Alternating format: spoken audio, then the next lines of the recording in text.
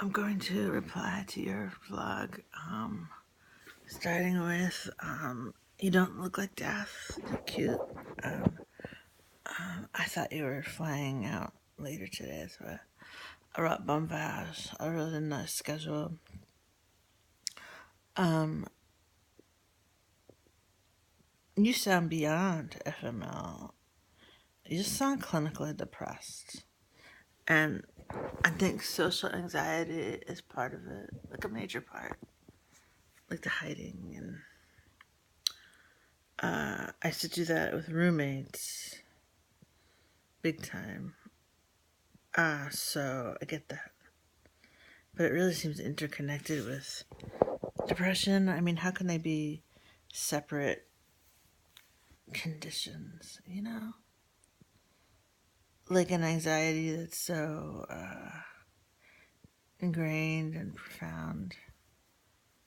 It's not like, it's not like the more simple, like, if I have to give a speech, I get really anxious.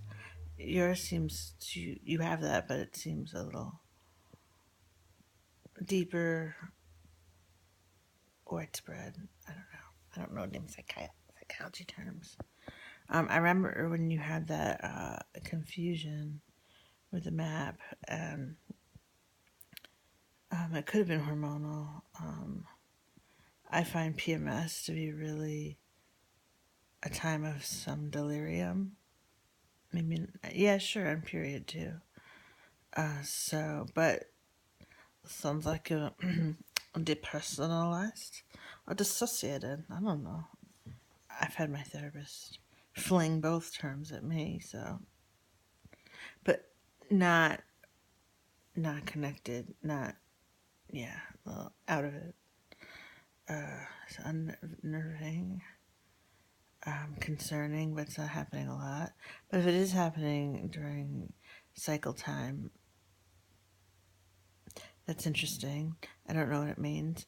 With my own issues, I've often thought I should see an endocrinologist, but I never have. So, I don't know.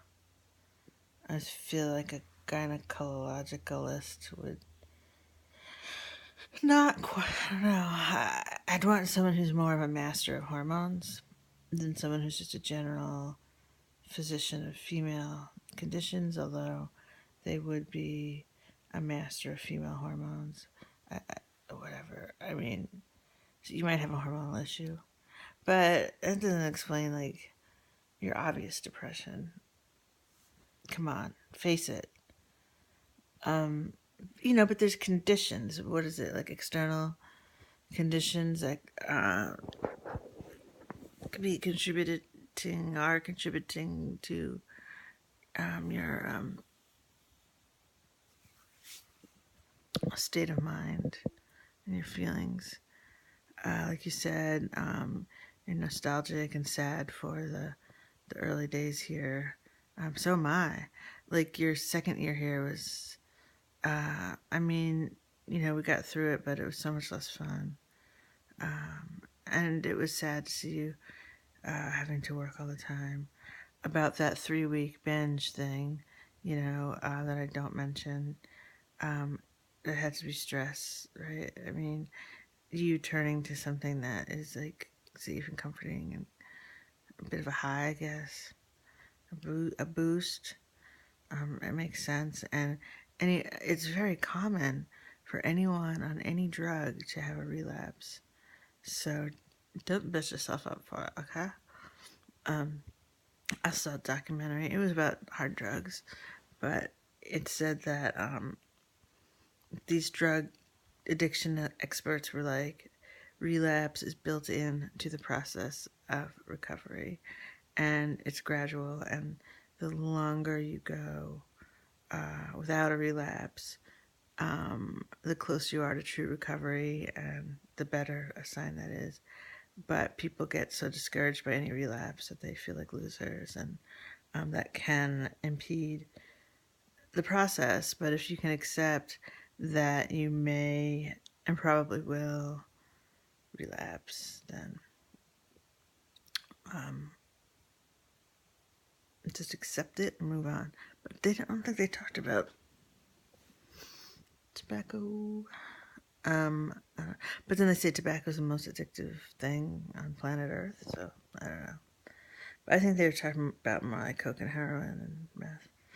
I don't know what your deal was with that. It seems like you yeah, okay, anyway. I don't want to get too into that, but I can remember some things that you said on that subject. So, what are you gonna do? You have to do something.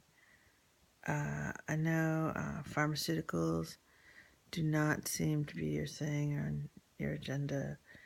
Um, Way back 90s, Kevin was prescribed Paxil for social anxiety, and I saw the difference between him on it and off it. And on it, he did seem more confident and like normal until he mixed it with smoking like intense amounts of pot, and then it became manic. But when he was not on his Paxil, not smoking pot, he was very withdrawn. But he's not a good example. Like, he has so many issues, like competing, complicating. But he's just someone that's on a drug that was used for social anxiety. Who knows what they're doing now? I was on Paxil just as I guess it was considered a safe antidepressant for people with my condition, and I gained a lot of weight really fast, like 40 pounds in a few months. So I'm not a fan. But then my friend Girl Chris, who I don't like that much, she went on Paxil for social anxiety. She found it to be a lifesaver. She did not gain weight. It's a tricky drug. I don't know. I have a feeling this is like you're not considering this as an option. But if you wanted to, look into it, there's, that was the 90s. I wonder if there are other things, medications. Also, like that magnet to put on your head that I want Paul to do, or that according to Wikipedia is well documented as being effective. I don't know. I think that was more for depression. Probably depression, anxiety. How the fuck do you separate depression and anxiety? Is any depressed person not anxious? Is any deeply anxious person, chronically anxious person, not depressed? You sound depressed. Maybe you're just in bed and, kind of drowsy seeming. But hey, that's nice. You go to the pool and you froyo. It sounds like fun. Too bad you have to monitor, Lauren. I'm bummed out that you're not enjoying Brooklyn. I thought you might find it colorful and wacky, kind of. Brooklyn's kind of wacky. But I lived there a long time ago in Park Slope before it was totally yuppie. And although it was on its way. And I liked it.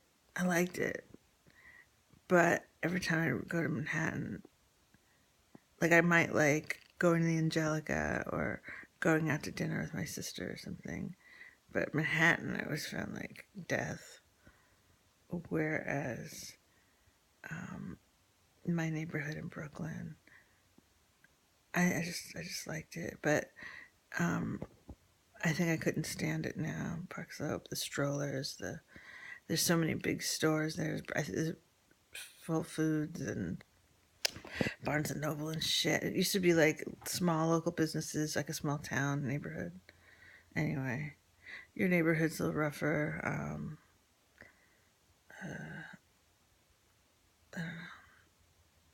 Mine was more middle class, more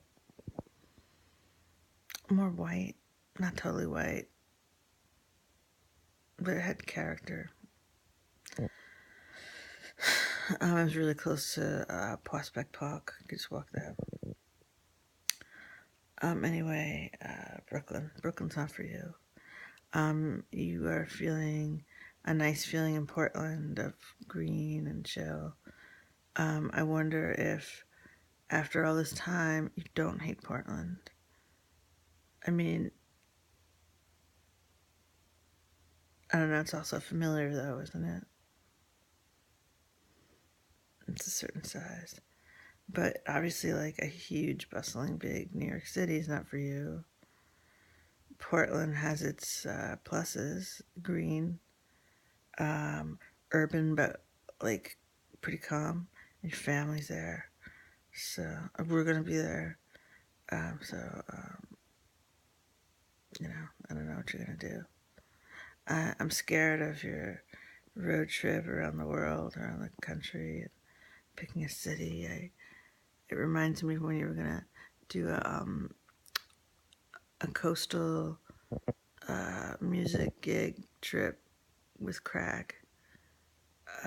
Was that gonna happen? Am I dreaming? I feel like that was in Jason Ross times. Was he part of it? So I can see why you feel uncomfortable vlogging. I love it. I just start riffing on whatever, obviously. But I enjoyed your vlog. I wanted more. It doesn't matter what you talk about, as you said about me. Als ik like therapeutic outlet. Yeah, I didn't want it to stop. And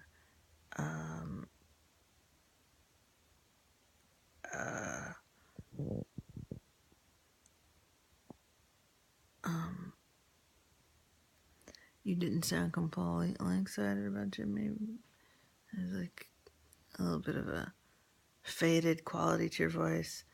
And that may be like you're just being like not trying to be like maybe you're ecstatic but not trying to like show it like oh, oh my god, I fucked him so good last night.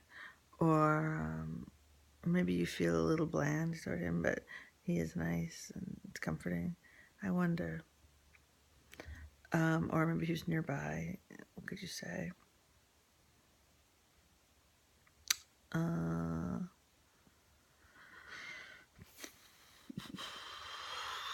We still have like $13.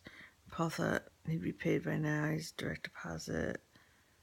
I get like a muddled answer every time from him.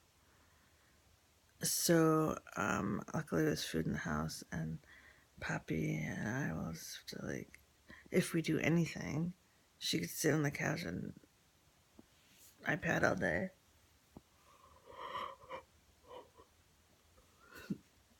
Can't go to the pool. I don't think it's that hot out. Because it's $12 to get in. Or $10. But there's always a library. I don't like to go to the library on a sunny day. Fuck, what am I talking about? We'll be outside for like in a half hour and then the rest of the day she'll be inside. I hope it's a little better than that. I hope our lives are better than that today. Hey, did I tell you that about Summer 69? Paul recorded, I think he did, like a few years ago. He played it at a christening that he performed at, and it harkens back to when I was pregnant and I was in Trader Joe's, and it came on, and I was like, "This is the most beautiful song I've ever heard." Anyway, we recorded it this week, and I was trying to make a final mix. I'll send it to you, and I need to send a CD to your mother of the Barnabas song. I hope she likes it. It's kind of spooky. Okay. Enjoy your trip. And keep me posted. Even 3.5 minute vlogs, I enjoy. Okay, gotta go. Bye.